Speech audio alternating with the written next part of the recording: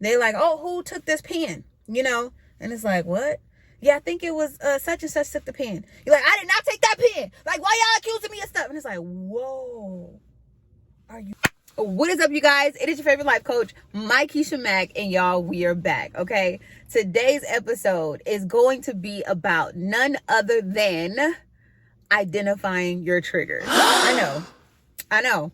Like, this episode is probably one of the most important ones you want to watch and pay attention to, because on your healing journey, if you do not know your triggers, you will end up going in circles and cycles until you identify it and learn how to respond differently. You want to not only identify them, but you want to know where they're coming from, why you're responding that way, and how to actually respond in a healthy way. So let me just say this. What is a trigger? Because I know it's a common buzzword right now that people are using where it's like, oh my gosh, I was triggered. Like, he triggered me, she triggered me. That situation was triggering, right? But what is a trigger? A trigger is essentially just an overly reactive emotion in response to an extreme fear or past trauma. Let me say that again. An overly reactive emotion, typically negative, right? That is in response to an extreme fear or past trauma. So the way I like to think of it is that our body don't always remember events, but our bodies remember emotions. Our bodies remember how events or situation made us feel. So if there was a situation in your life, typically that happened in childhood, and I'm talking about, triggers when it comes to childhood and trauma. But if there's a childhood trauma incident that happened where you felt vulnerable or you felt weak or you felt rejected, abandoned, or whatever you felt before, and now you're an adult and it's not the same situation, but it's the same feeling from that situation that happened when you were a child, you can become triggered. So that's how you want to think of a trigger.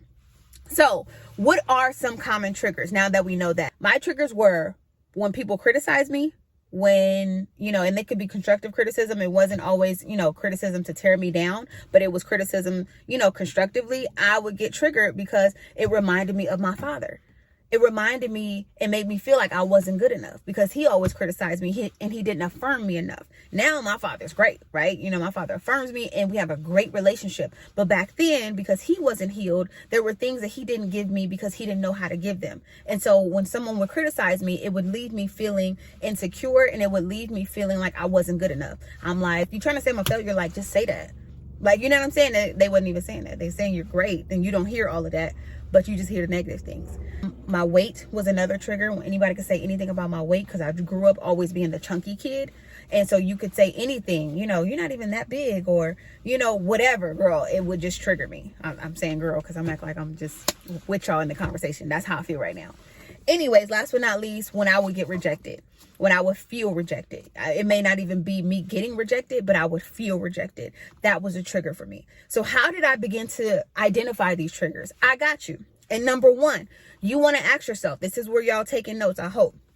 You want to ask yourself, what am I feeling?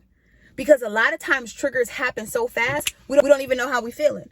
Somebody can just say something real slick and just kind of mess up your whole day if you don't know how to respond to your triggers or you don't even know you was triggered.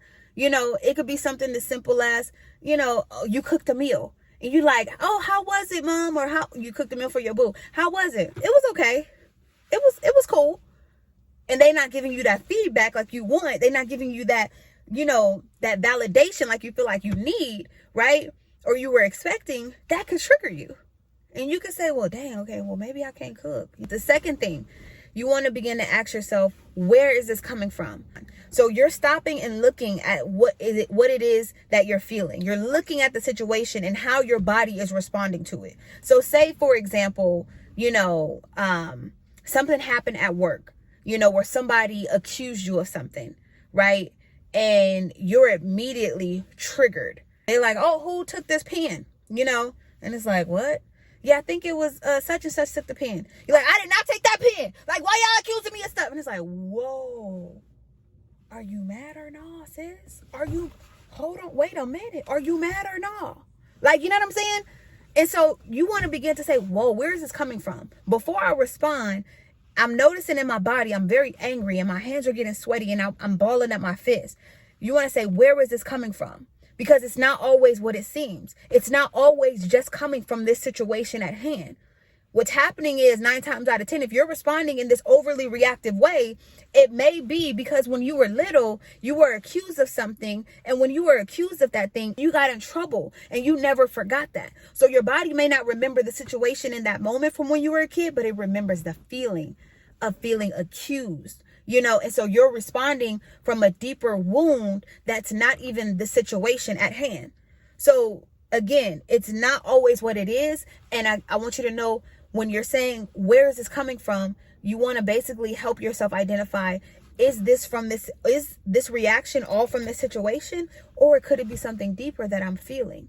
So number 3, the next question you want to ask yourself in order to identify your triggers is, why am I feeling this way? Remember, because we always want to get to the root of a situation. If we're not getting to the root, we can't truly heal a thing. And so once you say, I'm feeling angry, that is what I'm feeling in my body. My body is tensing up. My fists are balling up. I'm feeling angry.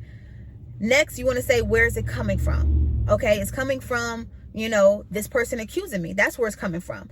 Because we don't always realize in that moment that it's something deeper. So maybe you feel like, okay, it's coming from this situation. Or maybe even it's something deeper. I got to think about that. Then you want to say, why am I feeling this way? Why am I feeling this angry about this situation? Is this feeling and this reaction assigned to this event? Is it really for this event, or could it be something deeper? And I'll give y'all my own personal, experience. One time I remember I was dating this guy, right? And I remember, ending it, and I'm like, you know what, this isn't healthy, da da da da da. And he was so upset, rightfully so. He was hurt and things like that.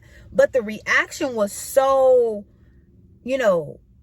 grand, where I'm like, you're not just upset with me, right? Because we weren't even together that long for you to respond this way. And I did it in the most respectful way, at least to me. But you're mad at something else, or someone else, I should say, and it was deeper, right? This seemed like this has happened to you before. Maybe from a mother, a guardian, someone who you loved and trusted, that you felt like maybe rejected you or let you down. All this anger cannot be just towards me.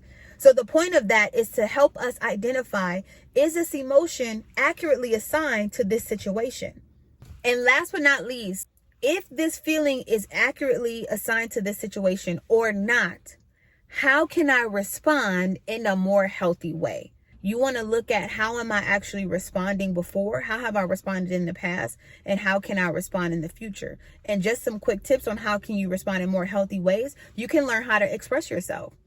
Many times, if we're honest, we either shut down, that fight, flight, or freeze. We run away from it, or we ready to fight. But is that actually healthy? Is that the most beneficial for where you're going and for who God has called you to be? Right? If God has called you the generational curse breaker, you can't do the same things that other people do. You can't respond the same way that you used to respond, because God is taking you higher. And this is why you're here on this healing journey. Y'all done got me to preaching now. And so how can I respond in a more healthy way? One of the best ways that you can better respond in healthy ways is learn to how to effectively communicate. And maybe that's not always verbally. Maybe you don't have the words just yet. Maybe you got to write it out. And that is okay too. You want to take some time to really think about what you're feeling and how you want to respond to this situation in a more healthy way. I am not a certified therapist, just yet, or counselor just yet. So I always encourage you guys, if you want to book a healing session with me so we can get to the root of your hurts and help you to respond in different ways, we can do that.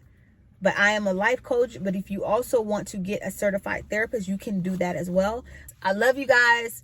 And if you need more help, more additional resources, in addition to the healing session, I'll put some links below for some free resources. I have a 5-sign guide on how to identify unhealed, you're dealing with unhealed trauma, and a couple more things to help you renew your mind, including scriptures on identity and promises in Christ. But until next time, like, subscribe, share this with somebody who needs it, and talk to you later. Bye, y'all.